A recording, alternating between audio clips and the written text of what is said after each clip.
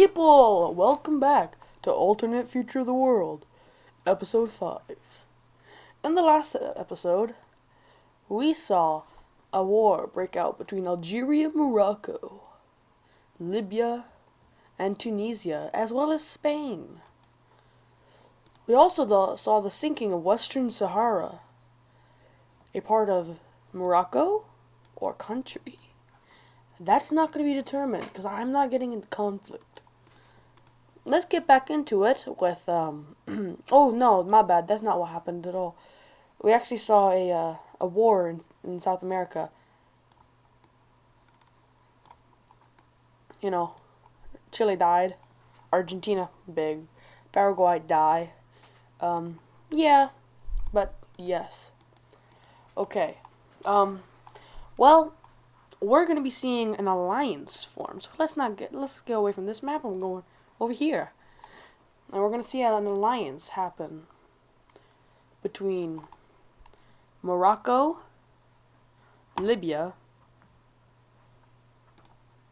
I forgot to color that in purple, Mauritania, Nigeria, Senegal, and Ethiopia.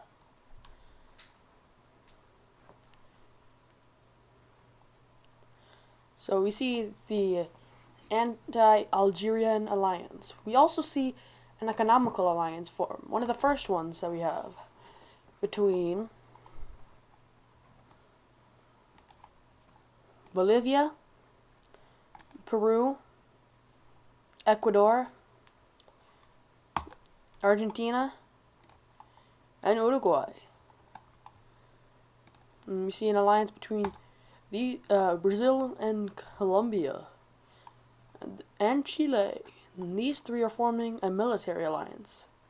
And this actually is not an economic, this is a military alliance. It's also a military alliance. But here's an actual, what's it called? An alliance based on economics. It's actually going to take place in the Middle East. Not in the Middle East.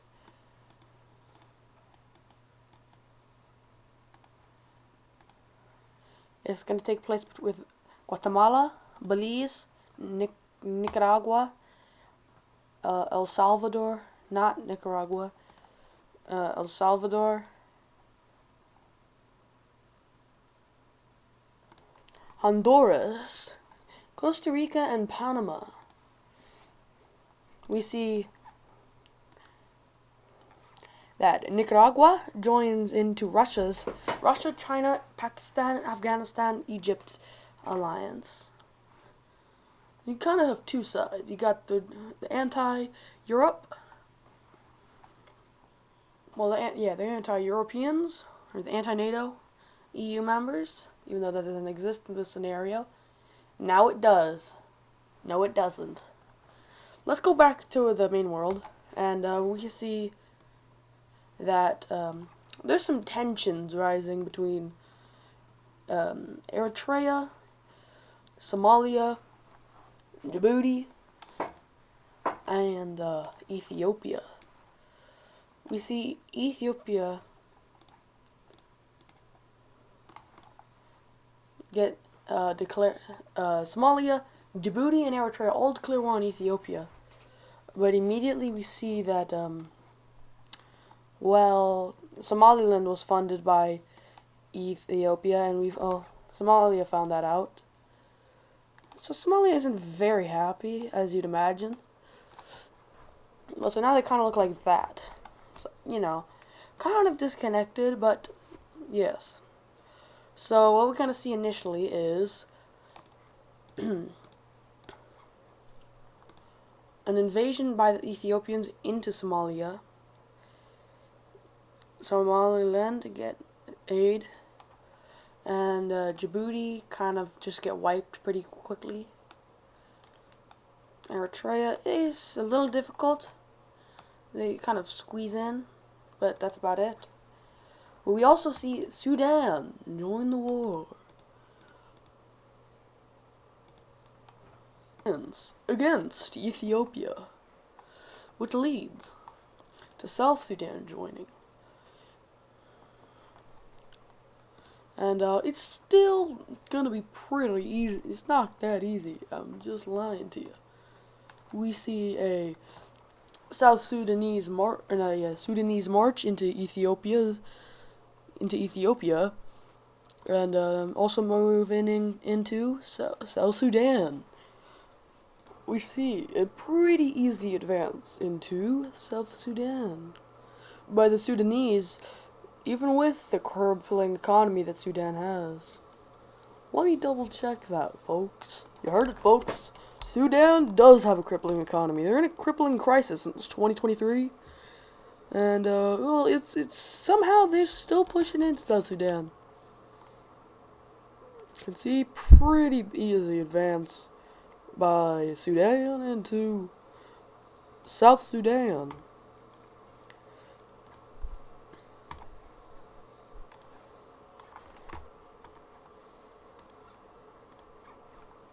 But we do see more advances into Somalia, taking over pirate land. Nah, I'm just kidding, that's not pirate land. Taking over the northern tip of Somalia, leaving them just with the southern portion. And it's pretty easy for the Ethiopians, they say publicly. And they cut off this little chunk, and they push through, cut off this part, and just kind of easily wipe through Eritrea. Like they're wiping something off their butt that's unpleasant. And, well, that was pretty easy for Ethiopia. But we do see more of an advance into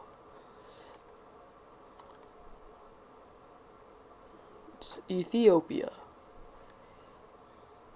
by the Sudanese. No one expected the Sudanese to be this successful. But in the end, we do see slowly, surely, South Sudan's kind of crippling. Now, I bet you guys are wondering, how is South Sudan able to support this? Like I stated before, they're in a crippling economy. They have a crippling economy, not they're in. But it's actually because of Egypt. Egypt have secretly been supplying South Sudan with all the resources. So, as we see, the wrong way around, South Sudan doesn't stand a chance against Egypt, and Ethiopia doesn't either. But so eventually, we're gonna see all of the countries come down to sit for a peace agreement, and let's take a look at what that would look like. Now, let's see the peace treaty. So, the peace treaty, we're gonna see Somaliland be released, Djibouti, and a large majority of Eritrea be given to Ethiopia. This location right here of Somalia is given to Ethiopia. So this is the only part of Ethiopia that exists. Now, if you're an expert in geography, you know that this is not the border between Ethiopia and South Sudan. It looks a bit different, but the reason I gave some to Ethiopia is, Ethiopia gives some of their land to South Sudan, is because they didn't want the border to look terrible, and they gave it over. I feel like they thought it was the least they could do. Considering that now, also, I bet you're also wondering, why did Egypt also get land? Well, because there was a dispute between Sudan and Egypt said, we'll help your economy if you let us have that land. And Sudan's going to be like, okay, fine. That's how they were able to take so much of South Sudan. I know it's not popular, but I'm sorry. But this is purely fictional. And Eritrea cannot survive on their own, so they are forced to join with Sudan, So that's what the borders look like over here now. Let's go to China, where we see a revolt. We see the communists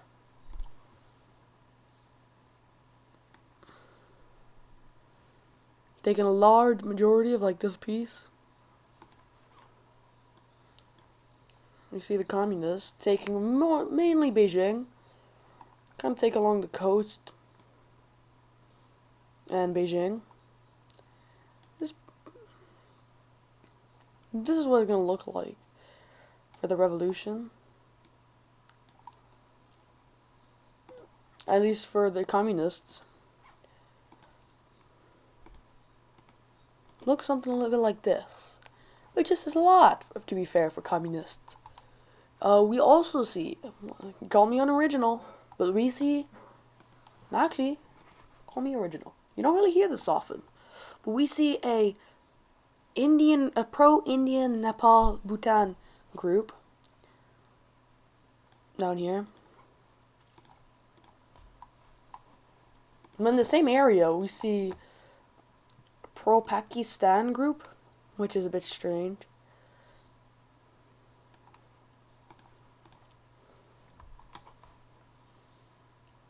We see Manchuria, a Manchurian group, kind of on the border with the communists. So it's going to look something like this for the divided China. Now, you can probably tell that the western side of China doesn't nearly have as big as a revolt. Okay, I just want to point this out now. I would not like to get involved in anything happening up here. I'm leaving them out of this, so no one hate. So then we also see in Inner Mongolia actually break out. Yeah, you thought I was over. Nah. We see a large portion of Mongolese people. Yeah, Mongolese. I don't know the plural of people. Mongolese. And it actually encompasses parts of Manchuria. But it looks something like this. And well, China just like collapses. So, nah, I'm just kidding. It's not gonna go like that fast. But we do see some supporters. We see that Pakistan are supporting their country. India are supporting their little puppet, and Nepal and Bhutan. I mean, obviously, Mongolia actually gonna join. Funny enough, and we actually see support from. We see Manchurian support from Korea and Japan, and actually Taiwan.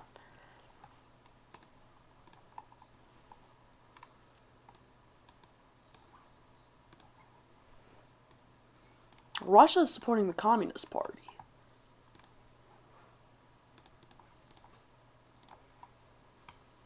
But so, you know, it's a race to the middle. Take as much land as you can get. And, well, they're gonna take advantage of that.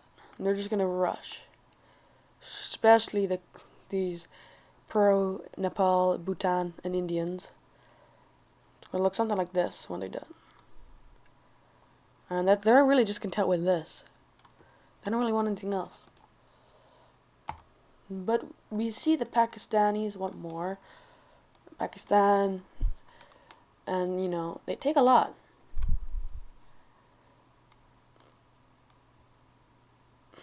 They take a large amount.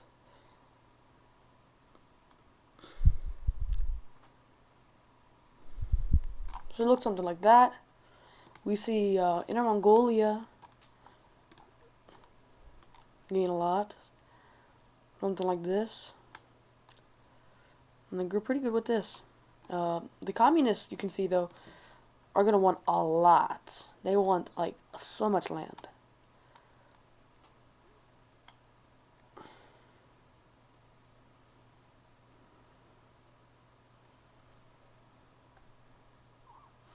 Like the amount of land they want is so much.